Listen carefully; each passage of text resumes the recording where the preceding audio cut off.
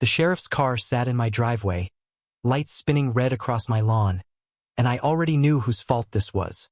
48 hours earlier, I never imagined the HOA president would end that week in handcuffs, but let me back up. My name's Martin, and 6 months ago I bought a modest brick house on Willow Creek Lane, my first real home. The neighborhood looked perfect: trimmed hedges, flagpoles, a welcome basket from the HOA president herself, Deborah Voss. Deborah ran the board like a queen ran a kingdom, and everyone on the street called her Debbie, only behind closed doors. My first violation letter came 11 days after closing. My mailbox, apparently, was the wrong shade of black. I laughed it off, repainted it, moved on, figuring one uptight letter was just how new neighborhoods worked. Then came letter 2. My grass was a 1/4 inch too tall, according to a ruler Deborah personally brought to my yard. By letter 5, I realized this wasn't about grass. It was about control, and I had unknowingly become her favorite target. I started keeping copies of every letter, every photo she snapped of my property, every date and time stamped. A neighbor, old Mr. Alvarez, pulled me aside one evening and whispered, "She does this to whoever pushes back." Turns out I'd made one mistake. At the last HOA meeting, I'd asked to see the community's financial records. That request, innocent as it seemed, apparently marked me as a threat in Deborah's carefully guarded little empire. The fines escalated fast: $200 for a garden gnome, $400 for unauthorized holiday lights in July. Then came the letter that made my stomach drop: a formal notice threatening a lien on my house over unpaid fines. I hadn't missed a single payment. I checked my bank statements 3 times. Every fine had been paid on time. That's when I noticed something odd. The payment portal listed my payments as received, yet the ledger said unpaid. Someone was quietly deleting my payment records, and there was only one person with admin access to that system. I requested a meeting with the full board, bringing bank statements as proof, expecting reasonable people to listen to reason. Deborah showed up in oversized sunglasses, arms crossed, and accused me, right there, of hacking the HOA's software.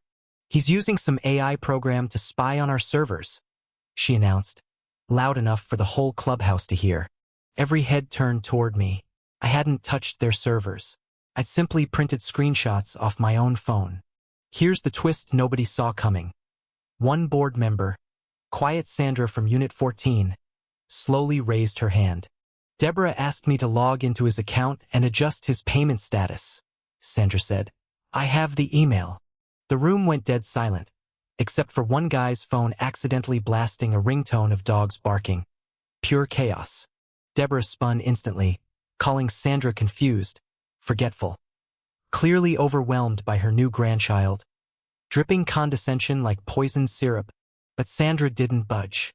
She pulled out her phone and read the time-stamped email aloud, word for word.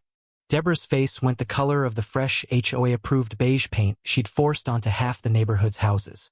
I filed a formal complaint with the state's HOA regulatory board that same night, attaching every document I'd saved. 3 days later, an investigator called, asking pointed questions about financial discrepancies. Plural, not just my case. Apparently, for other homeowners had reported nearly identical stories. Mysterious deleted payments, threatened liens, sudden foreclosure warnings. I started to feel less like a victim and more like the missing piece completing someone's much bigger puzzle. Then came twist number 2. The investigator revealed Deborah had been quietly steering HOA maintenance contracts to her brother-in-law. Inflated invoices for landscaping that barely existed, lawn crews that never showed, thousands funneled straight into a shell company. The next board meeting was packed. Word travels fast on a street with too many doorbell cameras. Deborah tried her usual script, blaming jealous neighbors and AI misinformation, but her voice cracked halfway through the sentence. That's when 2 uniformed officers walked in quietly and asked Deborah Voss to step outside with them, please. Turns out the state investigation had moved faster than anyone expected. Embezzlement charges don't wait for board schedules. I watched the woman who'd threatened my home get walked to a patrol car. Sunglasses knocked crooked, dignity gone. Someone in the crowd actually clapped. Old Mr. Alvarez shouted, "About time someone painted her mailbox the wrong color." The new interim board voided every fine Deborah had issued against me and refunded every falsely recorded payment instantly. Sandra was voted the new HOA president unanimously, and her first act was posting the entire budget publicly online. Deborah pled guilty to embezzlement and fraud months later, banned for life from serving on any HOA board again. My mailbox is still black. Nobody's measured my grass since. And I finally feel like Willow Creek is truly home.